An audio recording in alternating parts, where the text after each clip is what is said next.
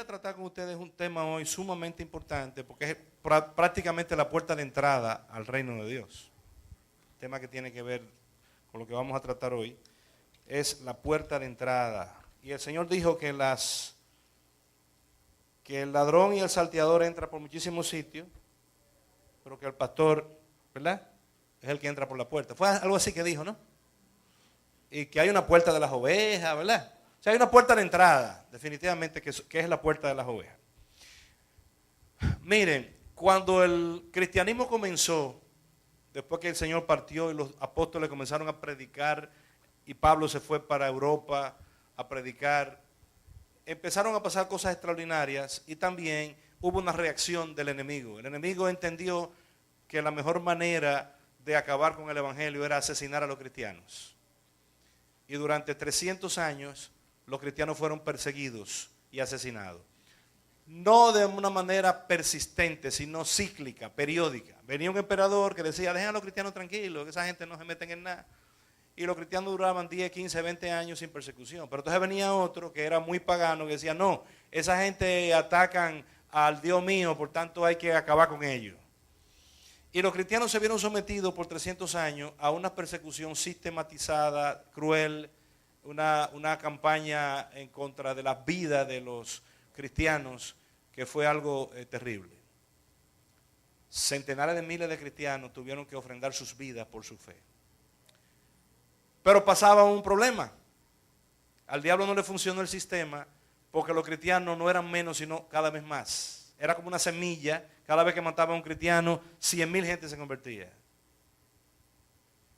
Y llegó un momento que un emperador se convirtió al cristianismo, aunque no se convirtió en ese momento, se dio cuenta que el cristianismo era positivo. Además tuvo un sueño en el cual vio una cruz y en esa cruz, ¿cuántos cogieron el curso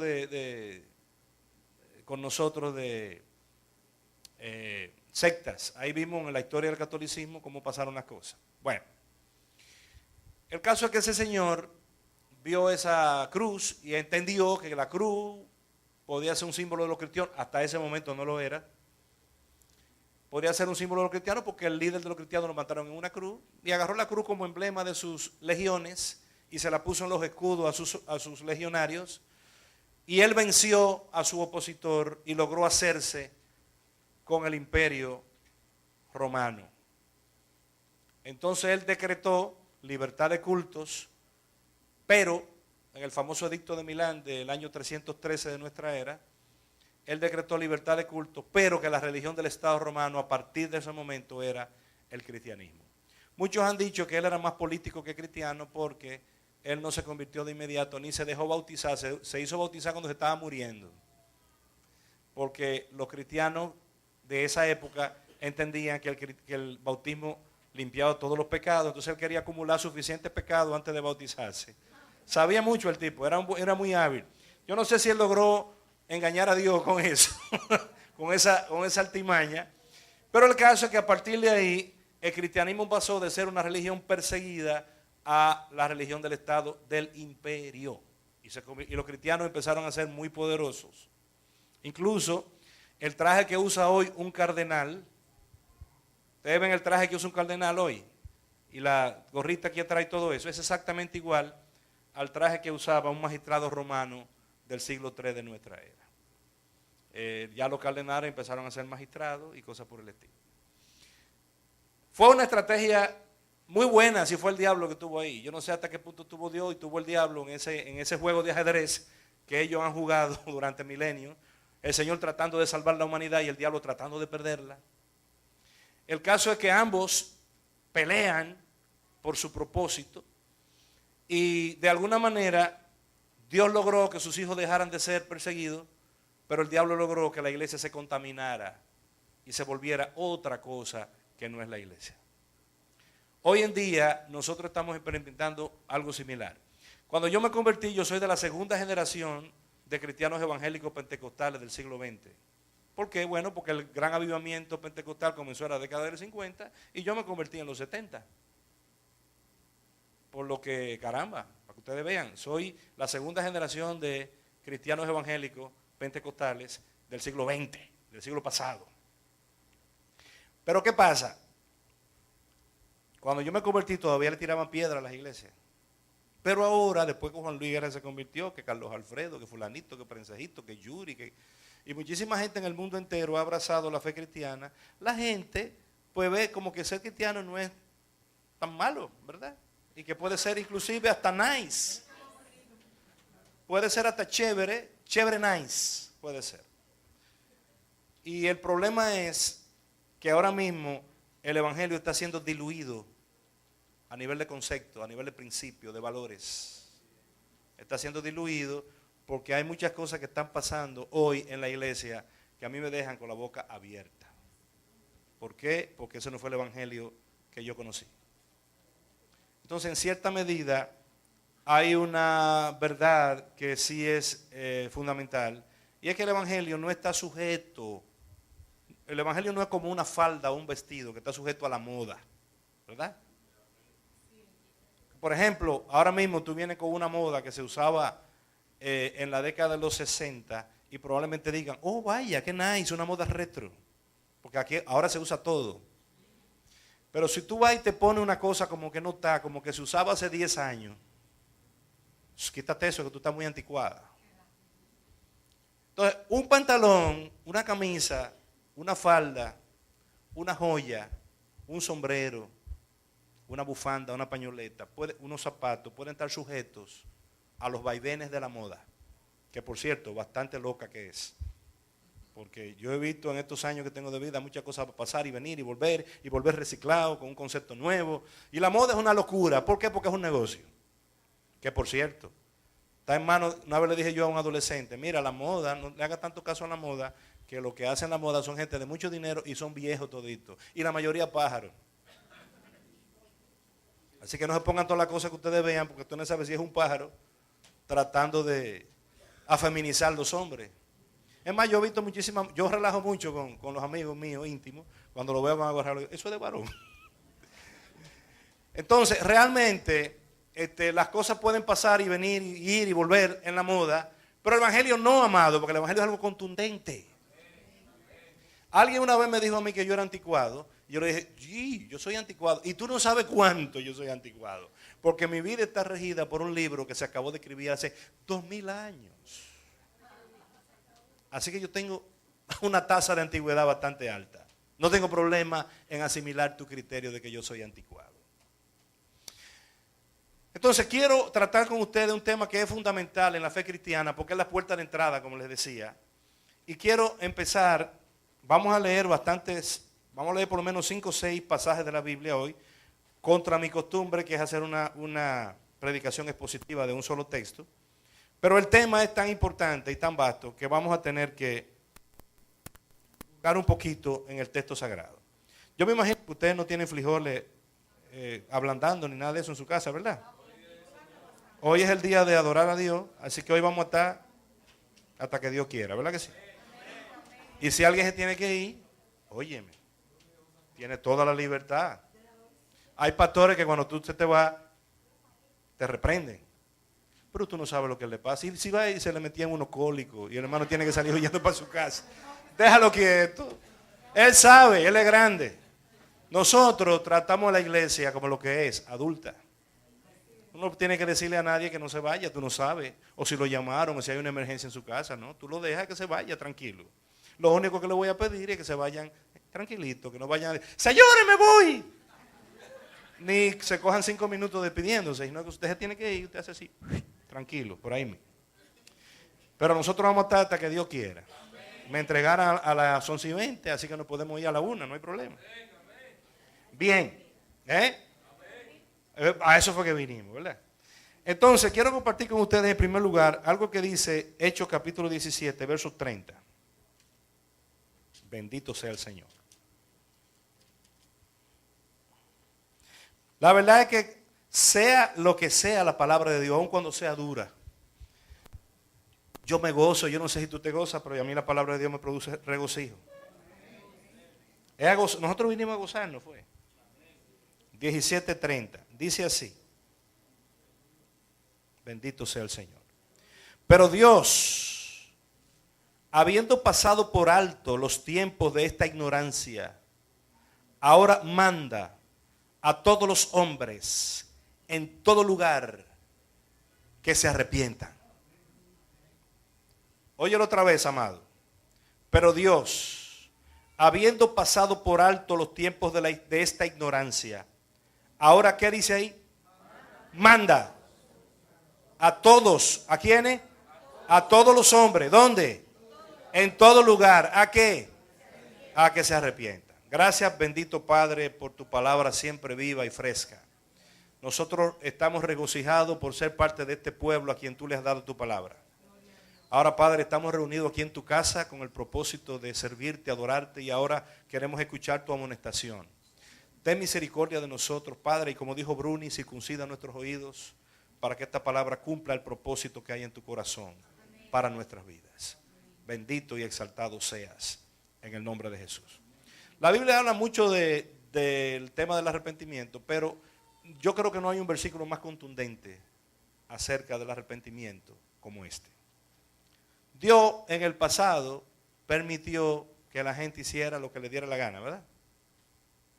Eso es más o menos lo que yo entiendo.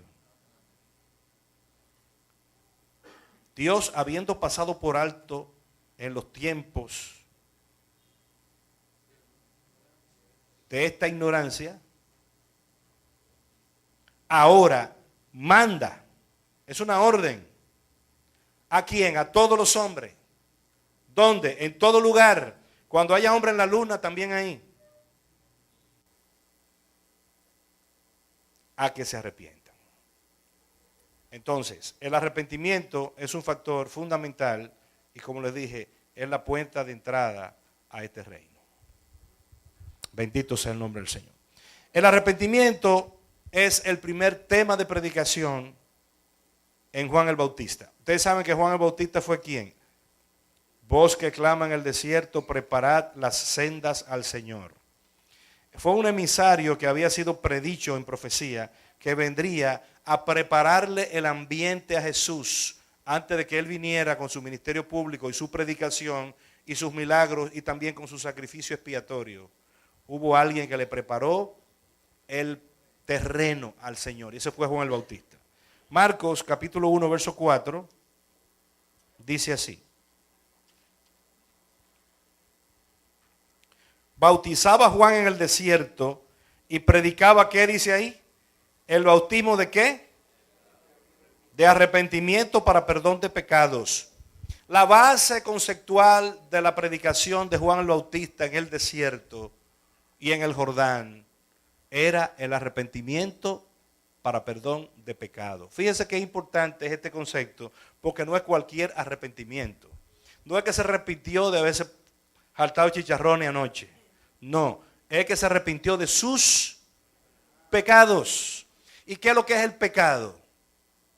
Señores, el pecado es la desobediencia a Dios y a los propósitos de Dios y al corazón de Dios y a la mente y al carácter de Dios y a la presencia de Dios. Una vez estaba yo en Miami con un grupo de jovencitos, teenagers, y había un muchachoncito rubio, pelito largo, con carita de freco, que es normal en un muchacho de 17, 18 años. Tenía su noviecita al lado de algunos 15 y me dice a mí: ¿qué usted opina de las relaciones sexuales prematrimoniales? No las completas. Sí, yo sé de lo que usted me está hablando. Eso tiene un nombre en español y se llama escarceo. Entiéndase, ponedera de mano, de boca y de otros instrumentos donde no deben ponerse. ¿Está bien? Porque tu dedo es bueno como para arrancarte los oídos y para otras cosas. ¿Sabe que los dedos tienen su función cada uno? Este es para acusar. Este es para arrancarse los oídos. Y cosas por el estilo. Entonces, yo le dije, sí, yo sé lo que... Porque los muchachos creen como que los viejos somos estúpidos. Ay, pero si yo me sé todo eso. Pero no ahora. Antes de que él naciera, ya yo me lo sabía. Entonces, le digo, ¿tú te refieres si eso tiene un nombre en español? Se llama escarceo. Bien. que consiste en poner mano, que esto, que lo otro. Yo sé, yo entiendo. Tú me quieres decir a mí que qué yo opino. Es fácil. Yo le dije, suponte que tú estás sentado con tu novia, ahí en ese asiento, y tú estás manoseando y besuqueando a tu novia de manera inapropiada, y el Señor está sentado aquí. ¿Tú lo harías? Me dijo, ay no. Yo, pues mira, el Señor está sentado aquí. Y si no está aquí, entonces está aquí, o allí. Si tú estás en la presencia de Dios, esa es la pregunta. Él creía que él podía entrar y salir de la presencia de Dios. Como quien dice, en mi habitación cuando yo me arrodillo, yo estoy en la presencia de Dios. En la iglesia yo estoy en la presencia de Dios. Pero cuando estoy solo con mi novia en un sitio donde nadie nos está viendo, yo no estoy en la presencia de Dios. Qué bonito. Fíjate cómo él mismo se respondió. Él mismo se respondió. Ay no, pues entonces sí. Tú estás en la presencia de Dios permanentemente.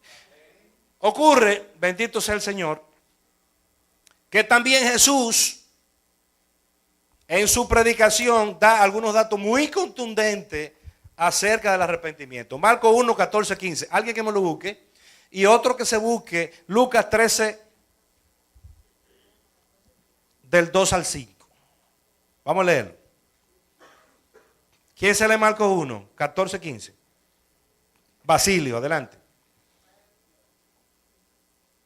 Después que Juan fue encarcelado, Jesús vino a Galilea predicando el evangelio del reino de Dios, diciendo, el tiempo se ha cumplido y el reino de Dios se ha acercado. Arrepentíos y creed en el evangelio. Ok, Juan el Bautista predicaba el arrepentimiento del pecado. Jesús entra, ¿cuándo? Cuando Juan el Bautista lo encarcelan, termina un ciclo y comienza otro. El ministerio público de Jesús comienza en ese momento. Aunque Jesús había hecho algunas cosas antes, como la boda de Caná, etc. Pero Jesús entra en el panorama cuando Juan el Bautista se retira. Y el mismo Juan el Bautista que dijo, es necesario que yo mengüe para que él crezca. Cuando entra Jesús en la palestra a predicar, ¿de qué fue que predicó, iglesia? ¿De qué fue? Que se arrepintieran.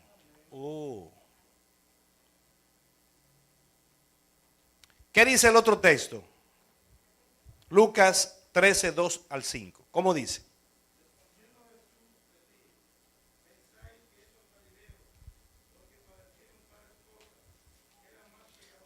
Perdón, debo aclarar que Jesús estaba haciendo alusión a una tragedia que le había pasado a un galileo que le cayó una pared encima. Ok, vuelvo y léelo por favor, amado, para que ellos entiendan mejor ahora. Sí, sí, del 12 al 13.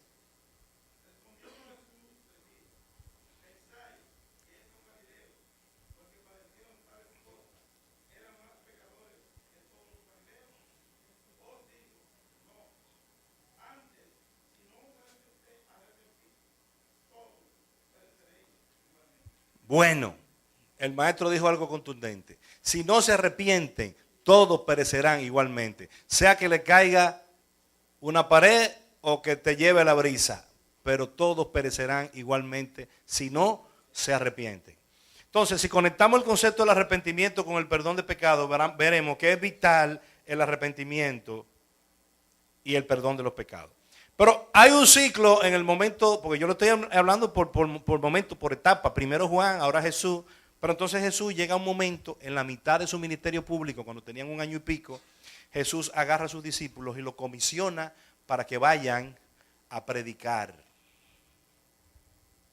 ¿Ustedes se acuerdan de eso? Él los mandó y le dijo, no lleven alforja, no lleven esto. Y yo, que posen donde le abran la puerta. Si los reciben, si no los reciben, sacúdanse el polvo de los pies. ¿Ustedes se saben eso? ¿Cuántos se lo saben? El que lee la Biblia se sabe todo eso. Dile que está a tu lado, lee tu Biblia. Bien. Entonces, cuando Jesús envía a los 12, vamos a ver qué pasó. Marcos 6, versos 7 al 13. ¿Quién lo lee, por favor?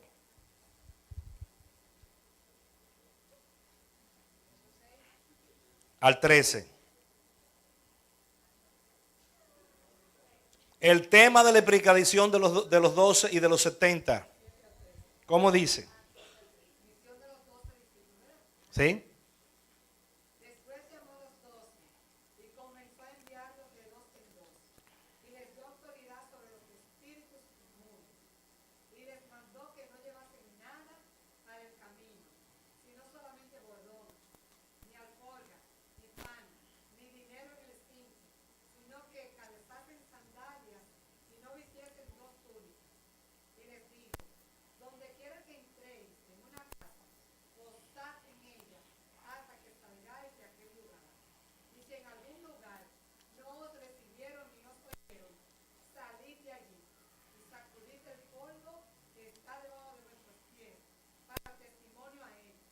De cierto os digo, en el día del juicio será más tolerable el castigo para los de Sodoma y Gomorra que para aquella ciudad. Y saliendo predicaban que los hombres se arrepintiesen y echaban fuera muchos demonios y ungían con aceite y muchos enfermos y los sanaban. Entonces, óigame bien, el tema de predicación fundamental de Juan el Bautista, ¿cómo era? El tema fundamental de Jesús, ¿cuál era? Gracias.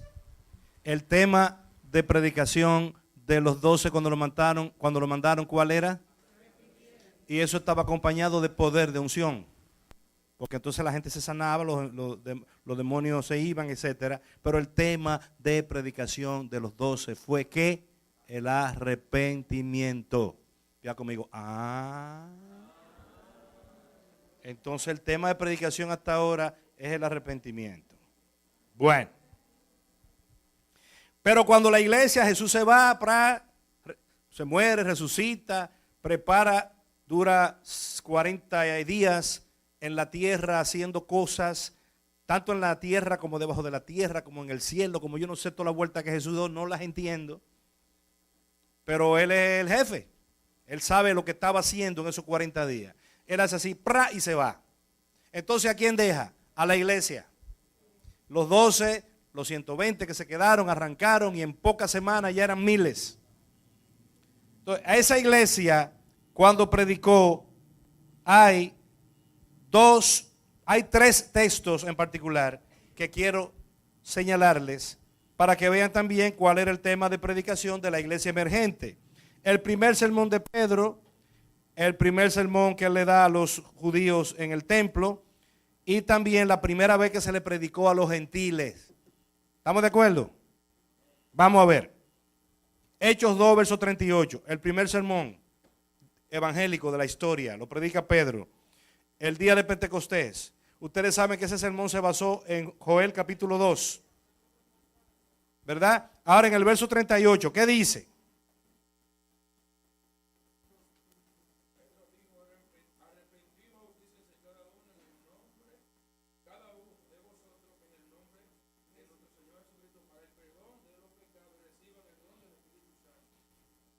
Ok, el tema central de la predicación de Pedro fue el arrepentimiento, el perdón de los pecados, el bautismo.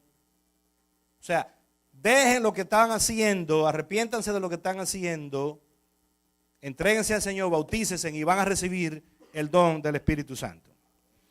Pero entonces, unos días más tarde, en el capítulo 3, verso 19, vamos a verlo ahora. ¿Qué fue lo que dijo Pedro en esta oportunidad?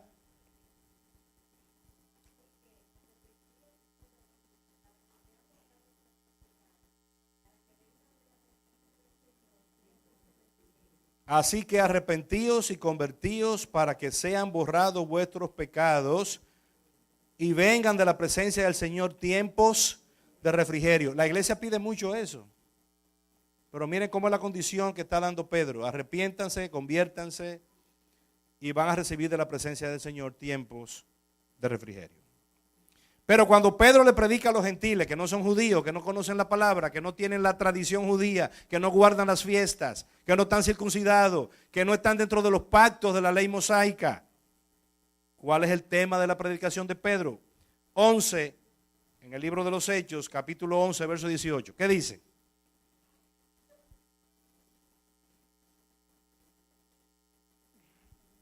¿Cómo dice?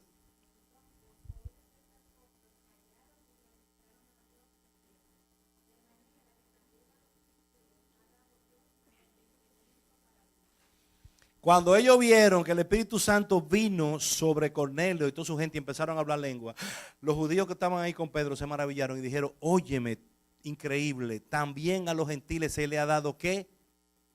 Arrepentimiento para vida. ¿Cuántos están aquí conmigo? Entonces el arrepentimiento es el tema central de la predicación de Juan el Bautista, de Jesús, de los 12 y de Pedro cuando la iglesia comienza. Entonces tenemos que definir el problema que hay con respecto al arrepentimiento. El primer problema que yo observo, hay dos problemas fundamentales que yo observo con el tema del arrepentimiento. El primero es que la mayoría de las personas que vienen a la iglesia no vienen porque están arrepentidos, sino porque tienen necesidad. La mayoría de las personas que llegan a la iglesia, incluyéndome a mí, llegamos porque teníamos una crisis. Yo vine a Cristo porque tenía 5 demonios que dormían conmigo. Y yo andaba buscando ayuda desesperada y me metí en lo primero que encontré.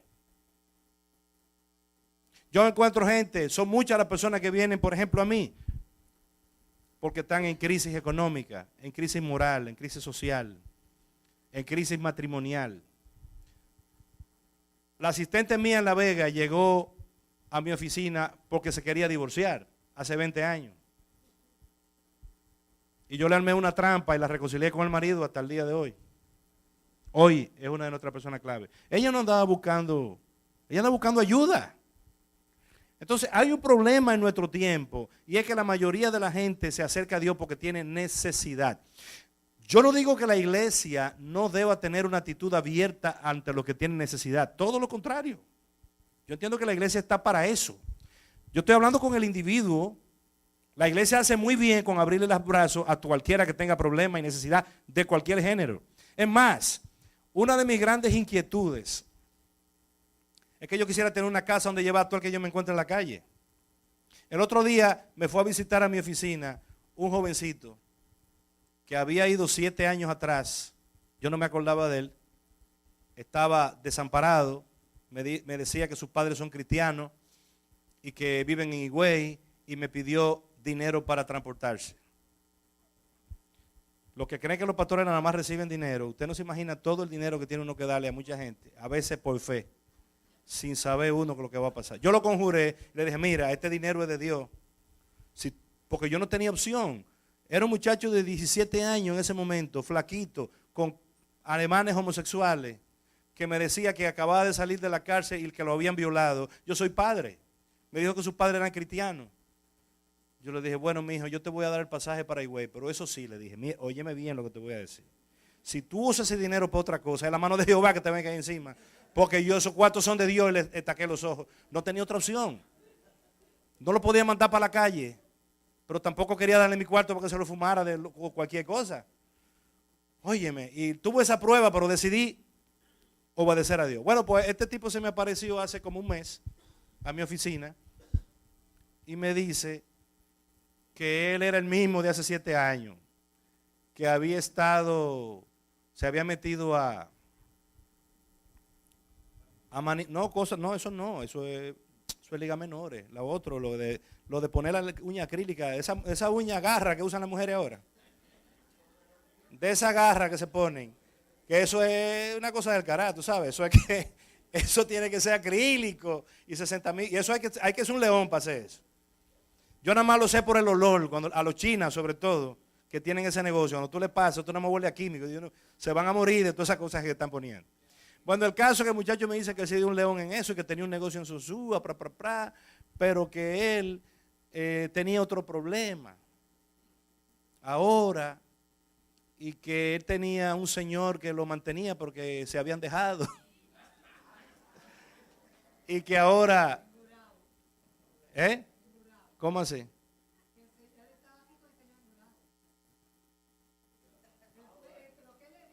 Pues tú lo conoces. Bueno. Pues ustedes lo conocen también. Bueno, pues el caso es que yo no sé, no porque era como de Sosúa que me hablaba. Bueno, yo no sé.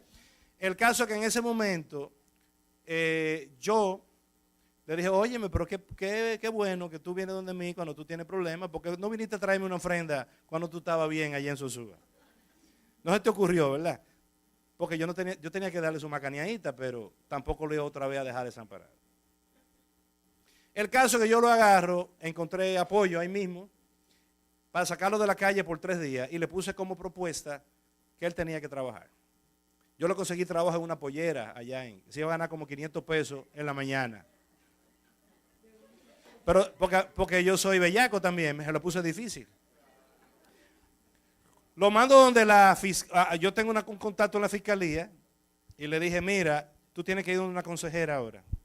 Como me habló de problemas legales, porque el hombre dice que se le murió y a él lo metieron preso y acababa de salir de la casa. Una historia muy buena y yo sé que la gente es excelente haciendo historias. Pero como yo no soy adivino, yo no soy Dios, yo tengo por norma que cuando alguien llega y se sienta en mi oficina y me pide ayuda, yo se la doy. Naturalmente la que yo pueda. Logré sacarlo de la calle, le pagué un sitio para que durmiera 3 días y lo mandé a comer al comedor económico y le di 100 pesos. Comedor económico con 25 pesos. Sí, porque yo no se lo puedo poner fácil, la vida no es fácil. Ahora el muchacho me dice que tiene 26 años. Cuando le digo, cuando mandé donde la magistrada lo macaneó y él vino el otro día donde mí compungido, que ella le había hablado muy mal, muy duro, que esto que lo otro, que él no podía prometerme que... Y yo le dije, mira, mijo, déjame decirte algo. Número 1, yo no quiero que tú te conviertas.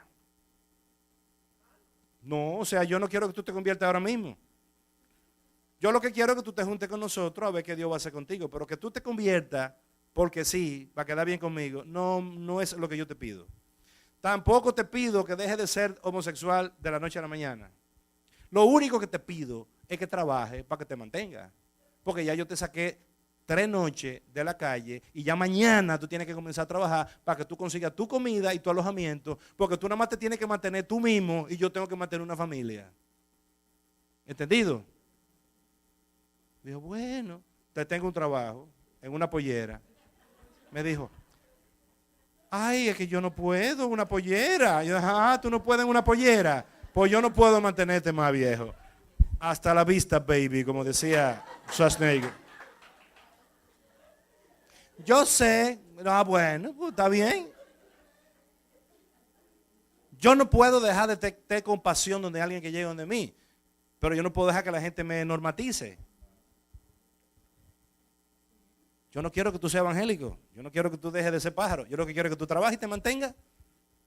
Eso es todo lo que yo quiero. Ahora después, tú sigues tratando con nosotros y nosotros te vamos a ayudar. Porque el asunto de la conversión es un asunto de que tú lo vas a encontrar en la medida que te encuentres con Dios.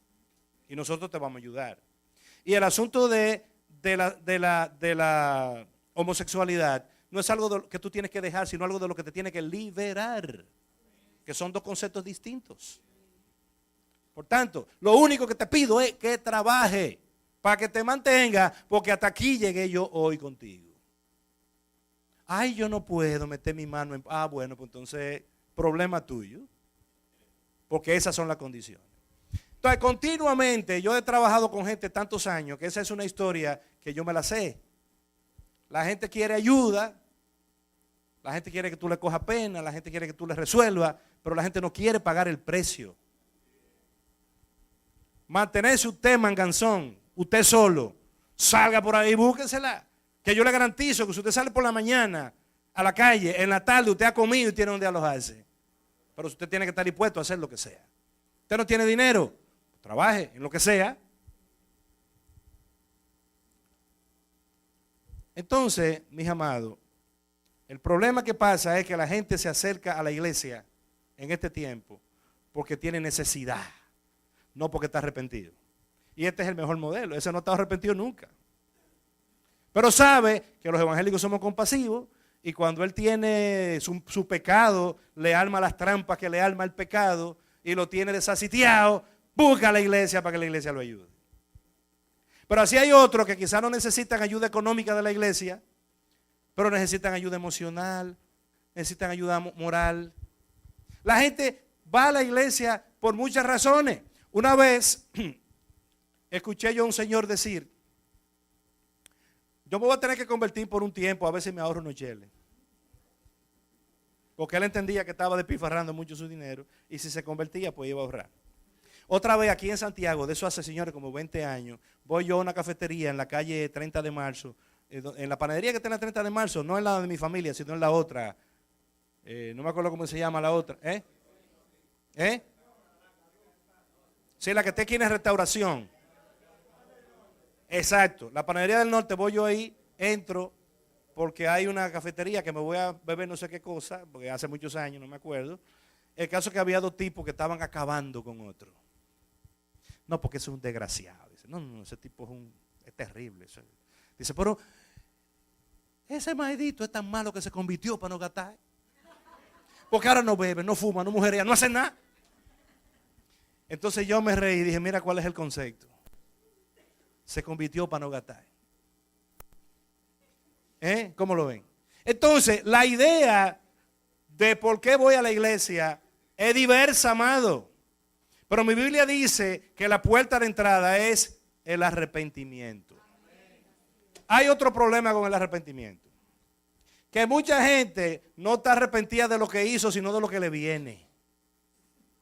Cuando el marido le descubre la mujer que es infiel, él no está arrepentido de lo que él hizo. Él está arrepentido de lo que le viene encima.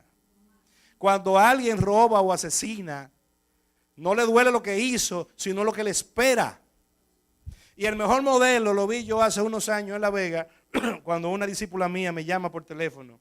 Me dice, pastor, aquí tengo un tipo que lo agarramos infraganti robando en mi tienda. Ella tenía una tienda de ropa exclusiva, una boutique. Óyeme, a los pastores nos ponen situaciones difíciles porque yo le dije, ven acá, ¿y tú quieres que yo decida eso?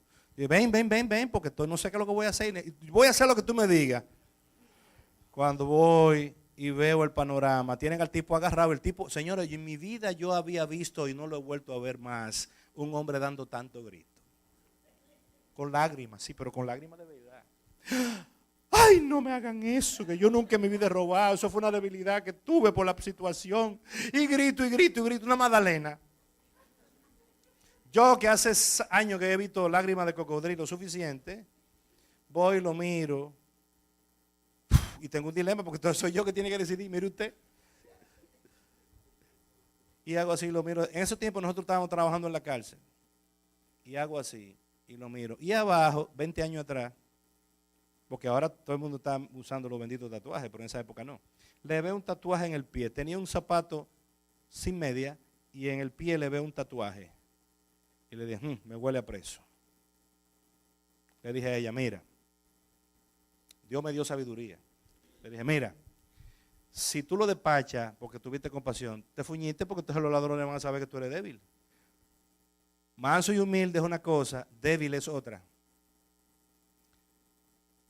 Vamos a hacer una cosa, vamos a llevarlo al destacamento.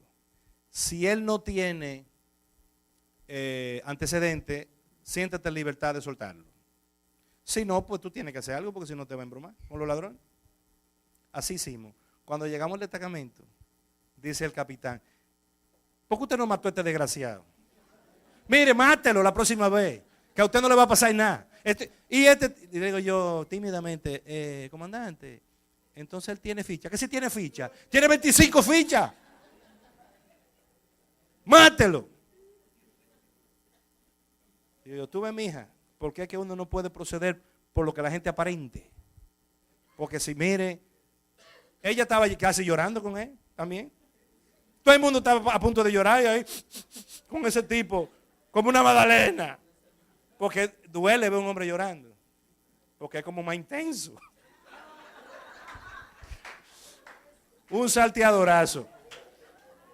5 años más tarde, me para un tipo en la calle en La Vega y me abraza. Dios le bendiga, pastor. Digo, Dios te bendiga. Y si usted se acuerda del ladrón que usted agarró, yo soy yo, pero ahora me convertí. Dios me lo bendiga. Santo, aleluya. Y digo, amén. Ahora somos hermanos. Pero en ese momento era el ladrón y yo el que tenía que decidir. ¿Entiendes? Entonces muchas veces la gente está arrepentido, pero no fue de lo que hizo, sino de lo que viene. Dile a que está a tu lado, investígate tú mismo. Júzgate a ti mismo. ¿A qué es que tú le tienes miedo? ¿A lo que hiciste o a lo que viene? Por eso, amados, es que he entendido que es importante retroalimentarnos acerca de la importancia del arrepentimiento. Miren, el arrepentimiento es un proceso emocional, intelectual y volitivo. Me explico. El arrepentimiento es un proceso en el cual tú entiendes que has hecho algo indebido. Entendimiento, intelecto. Emocionalmente te contrita por lo que hiciste. Y tomas una decisión. Mi Biblia dice, el que confiesa y se aparta alcanzará misericordia. La Escritura dice claramente, el que encubre su pecado no prosperará, mas el que confiesa y se aparta alcanzará misericordia. Yo quiero que tú le digas al que está a tu lado, la iglesia no es un lugar para vivir en pecado.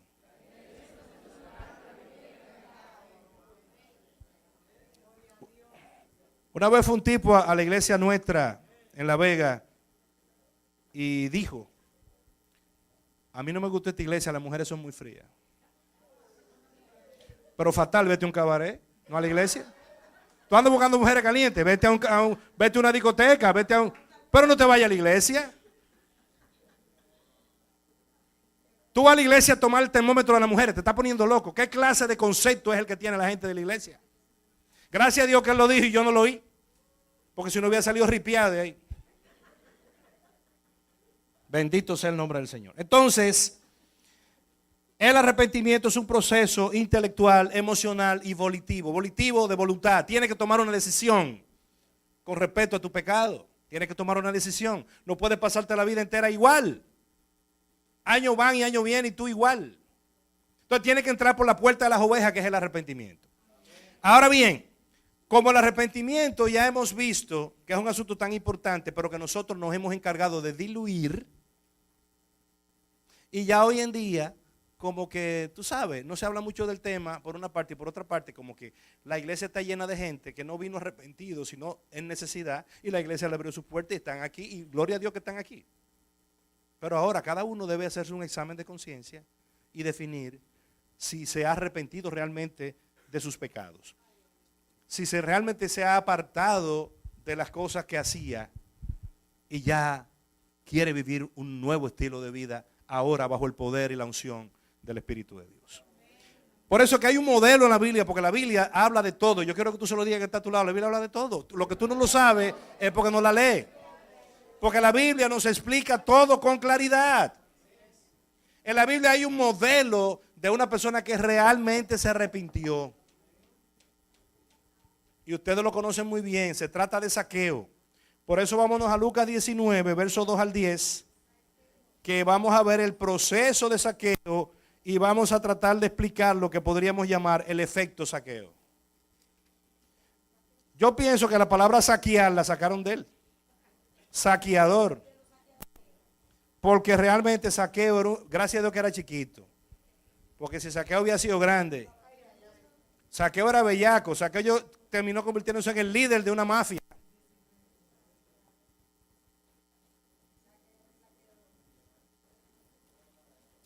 Vamos a leer la historia de Zaqueo para que podamos inferir algunos de los aspectos fundamentales del proceso que experimentó Zaqueo, que es una definición de lo que es el arrepentimiento. Vamos a ver.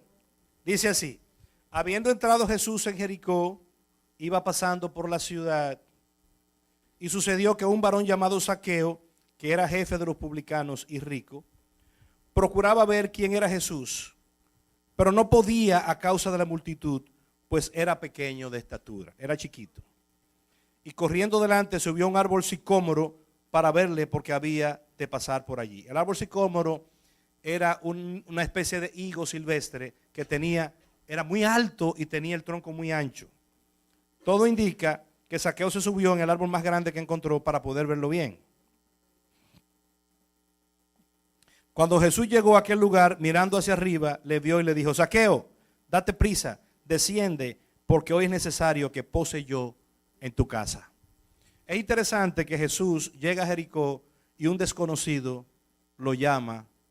Jesús llama a un desconocido por su nombre. Mira que está a tu lado, Jesús sabe cómo tú te llamas. Había un plan. Jesús quería entrar en la vida de Zaqueo por gracia. Entonces él descendió a prisa y lo recibió, como dice ahí.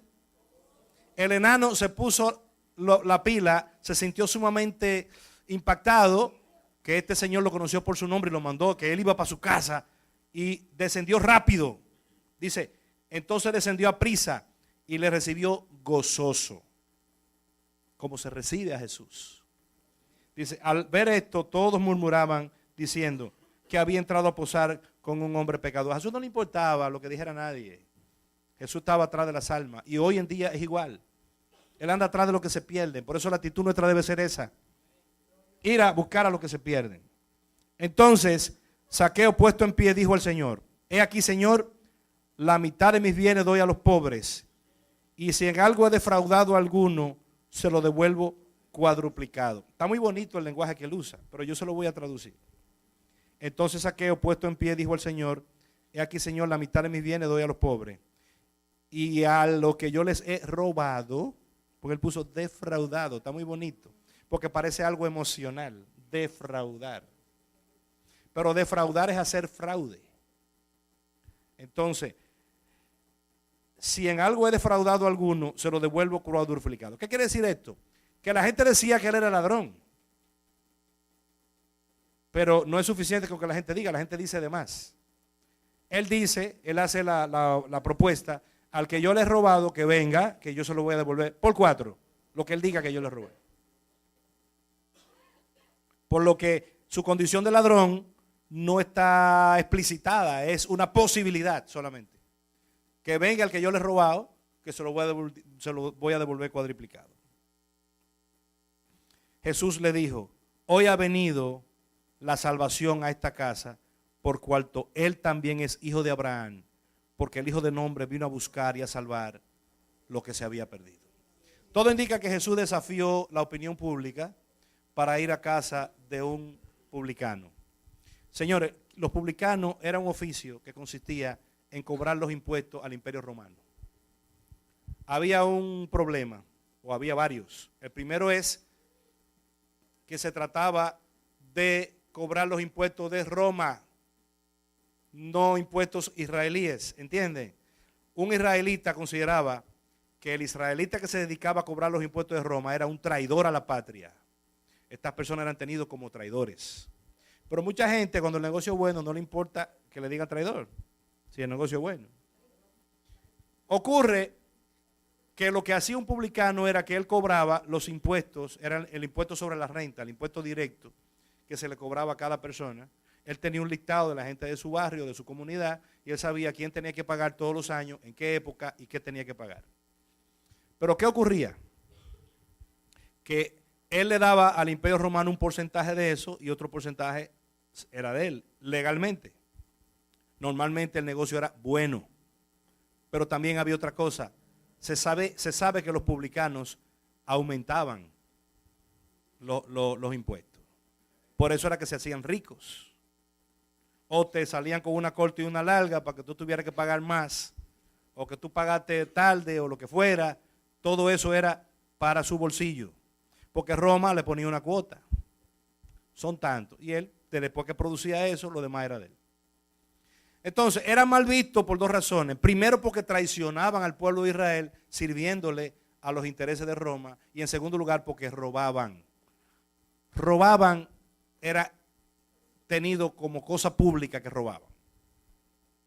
Hay oficios así. Por ejemplo, los abogados en nuestro país tienen mala fama. Y no es cierto, porque hay muchísimos abogados honorables en todas las generaciones. No, Ana no ha podido empezar todavía. Ya empezaste. Pero esperamos que tú seas de las honorables. Y que un día te veamos en un alto nivel, en una magistratura. Pero ¿qué pasa? Ha habido muchísimos abogados honestos y honorables en nuestra historia. Pero ha habido una gran cantidad suficiente como para que se entienda que un abogado es un ladrón. Y no tiene que ser así. Por eso la condición de ladrón, de Zaqueo, era una suposición. Él la deja en evidencia cuando dice: si alguno es defraudado, que venga, se lo voy a multiplicar por 4. Entonces, ¿qué ocurre? Este tipo de personas era muy mal vista en la sociedad judía. Jesús no tuvo problema en interactuar con uno de ellos. para salvarlo. Ahora, el tema de esta mañana es la reacción de Zaqueo cuando se encontró con Jesús. Número 1, se arrepiente porque da un paso, una acción volitiva, o sea, toma una decisión que implica que tiene consonancia con la propuesta emocional del arrepentimiento. Me explico. El arrepentimiento es un fenómeno emocional. Yo pequé. Emocional, intelectual, entiendo que pequé. Pero volitivo, de la voluntad, en el sentido de que tienes que tomar una decisión. Esa decisión se llama restitución. Restitución. No es que yo robé, perdóneme. No, yo robé, aquí está el dinero y hay unos intereses. ¿Entiende? Yo me comí el mangú de Chaguín. Bueno, aquí viene otro mangú porque ya ese no lo puedo devolver. Probablemente doble. ¿Entiende? Si de repente, ¿cómo podemos explicar el concepto de la restitución? Porque ustedes han oído hablar mucho de la restitución, sobre todo en enlace, pero es de la restitución al revés, o sea, de lo que Dios nos restituye por lo que nos ha robado la oruga, el saltón, el revoltón y la langosta, ¿no? Dios me devuelve lo que me han robado. Ajá, y lo que robaste tú, ¿quién lo va a devolver? ¿Entiendes? Entonces, el arrepentimiento implica automáticamente restitución. Entonces, suponiendo que a mi hermano Pedro Luis le regalan un carro y yo se lo cojo y me lo robo. Y él dice, bueno, yo no voy a meter preso al pastor porque sería un escándalo muy grande para el evangelio. Déjame dejarlo así. Y yo me arrepiento. Basta con que yo le diga, hermano Pedro Luis, yo sí lamento haberme robado tu carro, perdóname. Y me empiezo a llorar. ¿Es suficiente? ¿Qué más tengo que hacer? Aquí está tu carro, pero espérate. El carro no puede venir guayado. Lo menos que lo puedo devolver con el tanque lleno, ¿verdad? Goma de nueva, cambio de aceite y cualquier otra cosita adicional. Porque eso es la restitución. Pero arrepentimiento sin restitución es basura, amado mío. Es lágrima de cocodrilo. Entonces yo quiero que tú examines tu vida en este momento. Inclina tu rostro y examina tu vida. Y pregúntate a ti mismo y pregúntale a Dios. ¿Qué tú tienes que restituir? ¿Qué destruiste que tienes que reconstruir? ¿Qué dañaste que tienes que rehacer? ¿Qué enfermaste que tienes que sanar en tu entorno? Para que ocurra en ti el fenómeno de Zaqueo. Liberación completa en tu vida.